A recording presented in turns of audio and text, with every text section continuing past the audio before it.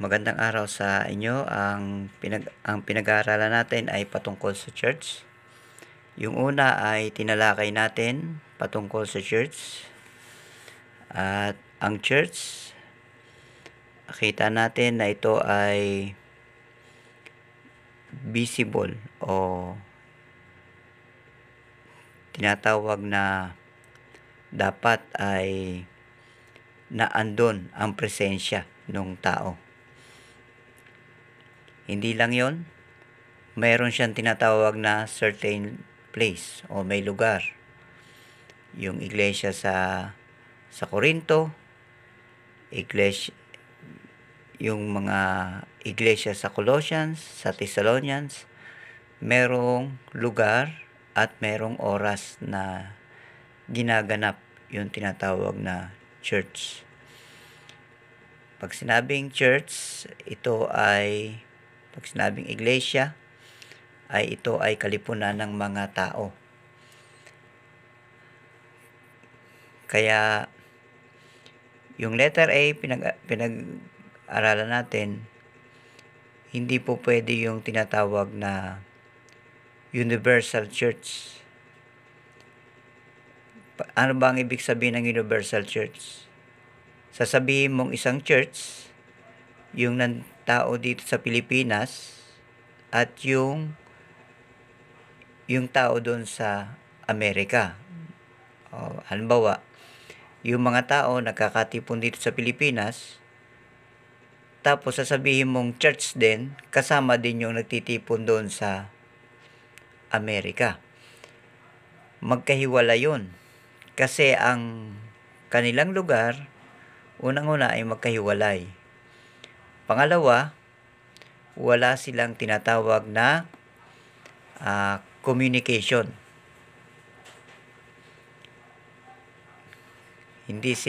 Wala silang kaugnayan. Kaya, yun tinatawag na universal church, hindi ito po pwede. Hindi ito akma pag sinabing church. Kasi ang church ay assembly. Ang isang ilustrasyon dyan ay yung sasakyan. Kapag binuo mo yung sasakyan, dapat yung mga pyesa ay pagsama-samahin mo. Idikit mo yung gulong doon sa sasakyan, yung mga salamin, at lahat ng parts nito. Kapag sinabing ito ay nagkabuo na, ito ay tinatawag na assembly o nabuo na sasakyan. Ganon din naman sa church. Ang church ay tinatawag na assembly kapag ito ay nagsama-sama. Especially nung panahon ay walang tinatawag na online. Mahirap mong sabihin na itong nasa ibang bansa ay bahagi ng pagtitipon natin sa kasalukuyan. Hindi ganon. Kasi wala silang kaugnayan. Ngayon po pwede mo siyang sabihin na kabahagi sila dahil kasama sila doon sa tinatawag na online. Nakikita nila at nakikipag-communicate sila doon sa pagtitipon. Katulad ng pagtitipon natin, ako ay nag-send sa inyo ng video. Yung presensya ko ay nandun sa inyo, doon sa video. Kaya ginagawa ko ay tumatawag ako, nagbibideo call ako during the time ng inyong pagtitipon para maging bahagi ako ng pagtitipon na yun. At magkaroon ng fellowship. Ngayon, parang makikita nyo, nung panahon, sumulat si Pablo at sa mga sulat niya, desire niya na makasama niya yung bawat nandun sa iglesia.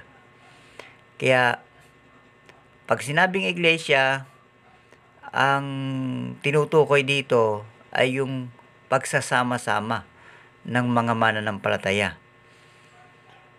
Kaya, sa kasalukuyan, pwede mong masasabi na kabahagi ng isang iglesia ang nasa malayong lugar dahil sa Zoom o doon sa video call.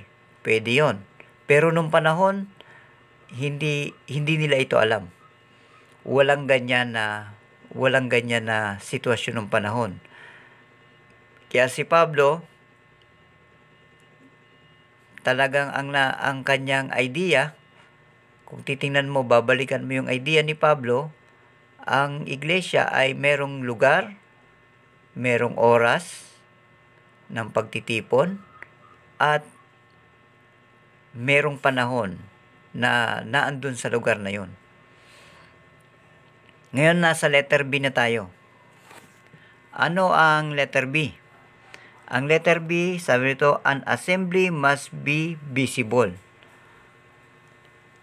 Anong ibig sabihin nito? Hindi po pwede na ang ibig sabihin kasi ng church ay assembly. Hindi po pwedeng sabihin na kami ay may church pero walang pagtitipon. Nakukuha niyo yung idea? Hindi po pwede yung sabihin nyo na kami ay may church, ang Grace Christian Baptist Mission ay nandyan. Yan ang church namin, pero walang pagtitipon. Tayo ay isang church kahit wala tayong church building. Bakit? Kasi nagtitipon tayo. Hindi po pwedeng sabihin na yung church ay isang church kung siya'y building lang. Dahil ang church ay hindi building, kundi ito yung mga tao na nagtitipon. Ibig sabihin, pag sinabing, church yan, ibig sabihin, may nagtitipon diyan. Yun yun. Tingnan natin itong letter A, letter B, an assembly must be visible. Number 1, people cannot come together and not be seen. Many like to talk about the invisible church, which allow them to move around in Christian circle. But all the churches mentioned in the New Testament were seeable. Ayan. Sa kasalukuyan, may mga tao na nag-iisip ng tinatawag na invisible church. Anong invisible church? Lahat tayo ay bahagi ng isang church. Sabi niyan. Kahit ikaw ay anuman klase ng iyong sekta, anuman klase ng iyong relihiyon, o anuman ang iyong paniniwala, magkakasama tayo. Dahil iisa lang ang Diyos.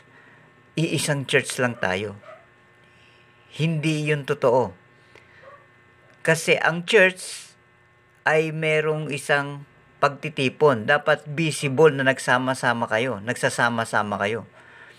Ibig sabihin, kapag ang isang tao ay hindi sumama doon sa pagtitipon, hindi siya kabahagi ng tinatawag na church.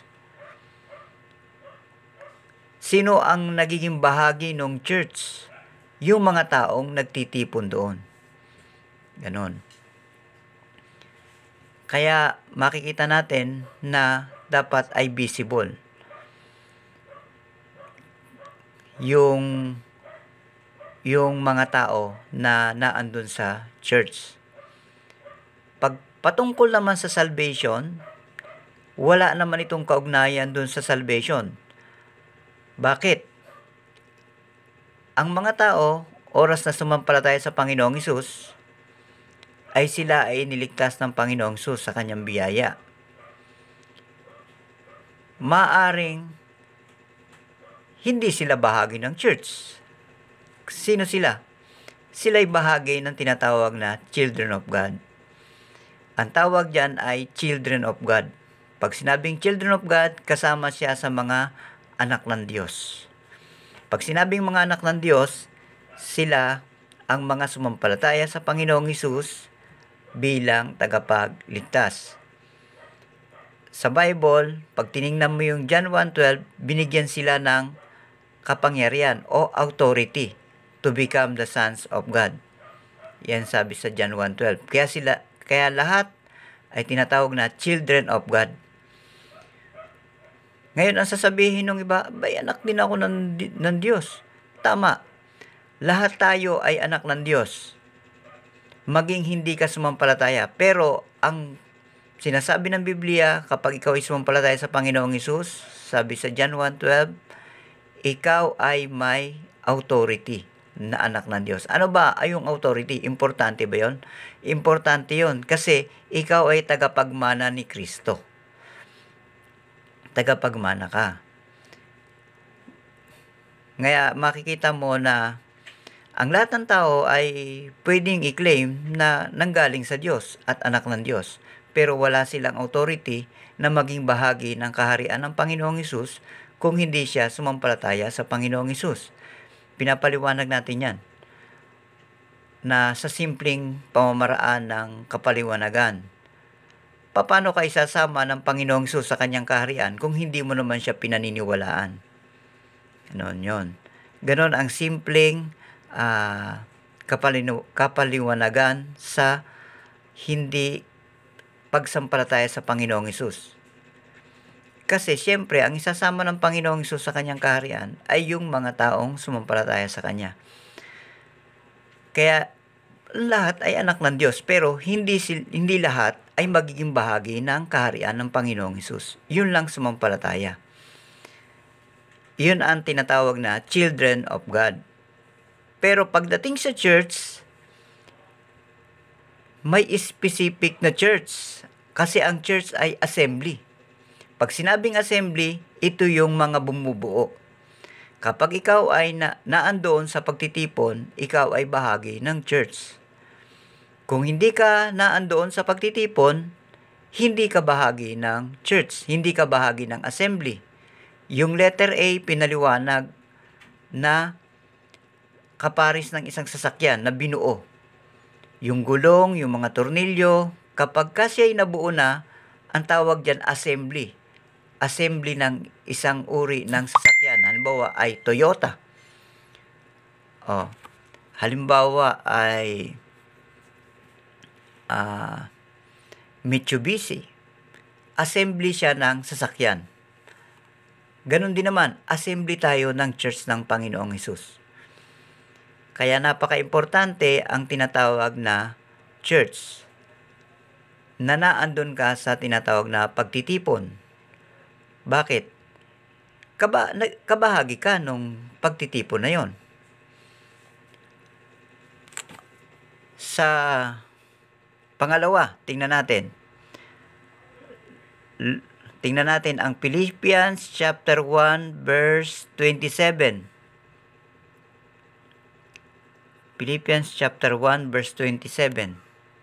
Sabi rito, only let your conversation be as it becometh the gospel of Christ, that whether I come and see you, or else be absent, I may hear of your affair, that ye stand fast in one spirit, with one mind, striving together for the faith of the gospel. Kita niyo yung Philippians chapter 1 verse 27, sabi rito, whether I come to see you. Bahagi ng iglesia ng Philippians si Pablo.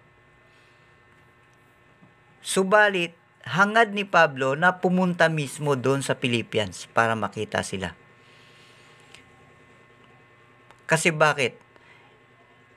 Doon mabubuo yung tinatawag na assembly. Kung siya ay nandoon, meron tinatawag na assembly. Nagkakaroon ng tinatawag na pagtitipon. Kailangan yung presensya ng tao ay nandoon sa lugar para maging bahagi siya ng tinatawag na assembly. Kaya ngayon, maganda yung panahon ngayon kasi meron tinatawag na Zoom, meron tinatawag na video call. Pwedeng mag-video call yung isang tao para maging bahagi ng inyong pagtitipon. Tingnan pa natin dito sa letter B, dito sa 1 Thessalonians chapter 2 verse 17. 1 Thessalonians chapter 2 verse 17. Sabi ito, but we, brethren, being taken from you for a short time in present, not in heart. Endeavor the more abundantly to see your face with great desire. Nakita niyo yung word na ginamit? Not in heart, for a short time in presence. Gusto ni Pablo na makita niya ang mga taga-Thessalonians hindi lamang sa dahil desire niya o naandun ang puso niya sa Thessalonians, kundi makita niya ng face to face yung mga taga Thessalonians. Kasi bakit? Ganon ang tinatawag na church. Face to face kayong nakikita at nagkakaroon ng pag-uusap. Nagkakaroon ng tinatawag na fellowship. Kaya yung sinasabi na, hindi naman ako nagpunta dyan sa inyo pero yung puso ko ay nasa inyo. Ka-counted ba yon being a church? Makikita natin na hindi ito ka-counted. Pero, mananatili siya ay anak ng Diyos. Children of God siya. Part siya ng children of God. Kung pagdating ng panahon na bumalik ang Panginoong Hesus, kasama siya sa kaharian ng Diyos. Pero yung tinatawag na church sa kasalukuyan ay namimiss niya yung tinatawag na fellowship, pagiging bahagi nito. Katulad ko, nasa malayo ako. Namimiss ko yung fellowship dyan ng Grace Christian Baptist Mission. Kaya ang ginagawa ko ay nagko-call ako sa video call. Pero, very yun. Sabi nga rito sa verse 17, being taken from you for a short time in presence. Very short yun. Kahit sa maiksing bahagi, ay nakasama ko kayo sa pamamagitan ng video call. Ano pa? Makikita natin dito sa letter B. Dito sa Thessalonians pa rin. 1 Thessalonians chapter 3 verse 6. 1 Thessalonians chapter 3 verse 6.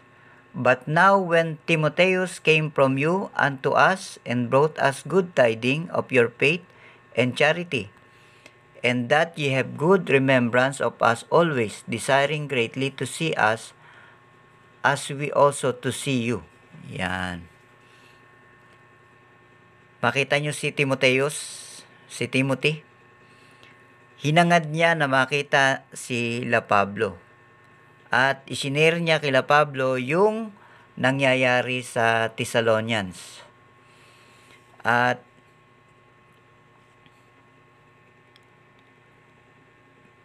yan yung tinatawag na fellowship.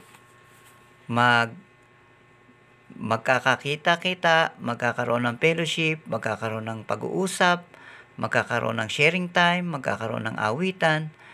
Dyan nabubuo ang tinatawag na church. Kaya ang church, hindi ito isang uri ng building. Basta mayroong pagtitipon at pinag-uusapan ang Panginoong Hesukristo, umaawit sa Panginoong Hesus at napapag-aralan yung truth. Sinabi nga, yung pinag-aaralan natin palagi, sa espiritu at katotohanan. Ano bang ibig sabihin nun? Lagi nating pinag-aaralan natin yan. Pag sinabing espiritu, si Jesucristo yung naging sentro ng inyong pag-uusap. Pag sinabing katotohanan, meron kang nalalamang katotohanan ayon sa salita ng Panginoong Jesucristo. May mga bagay na mukhang totoo, pero hindi ito salita ng Panginoong Hesus. Salita pa lang pala ito ng isang matalinong tao o quotation ng isang matalinong tao, pero hindi naman pala ito salita ng Panginoong Hesus. Bakit importante yung sinasabi ng Panginoong Hesus? Ang sabi kasi ng Panginoong Hesus, siya ang daan, ang katotohanan at ang buhay. Walang makaparoroon sa Ama kundi sa pamamagitan ko. Iyan yung sinasabi niya sa John chapter 14 verse 6. Kaya napaka-importante yung ang pagtitipon ay nasa Panginoong Kristo at si Kristo yung pinag-aaralan at yung salita niya ang tinitingnan at naunawaan natin yon. Pag naunawaan natin ang katotohanan, ibig sabihin nagkaroon tayo ng understanding sa katotohanan, yung spirit and truth na sinasabi rito, naandun ang presensya ng Panginoong Hesus, nasasamba natin ang Diyos dahil doon sa presence ng Panginoong Hesus. Bakit kailangan ng presence ng Panginoong Hesus para sambahin ng Ama? Kasi nga ang Diyos ay banal. At nasasamba natin ang Diyos Ama dahil sa pamamagitan ng Panginoong Hesukristo. Kaya binigyan tayo ng Espiritu, Holy Spirit, at ang Holy Spirit na yan ay mula sa Panginoong Hesukristo. Yan ang presensya ng Panginoong Hesus sa atin sa kasalukuyan. Yan ang tatak na tayo nga ay mga ligtas.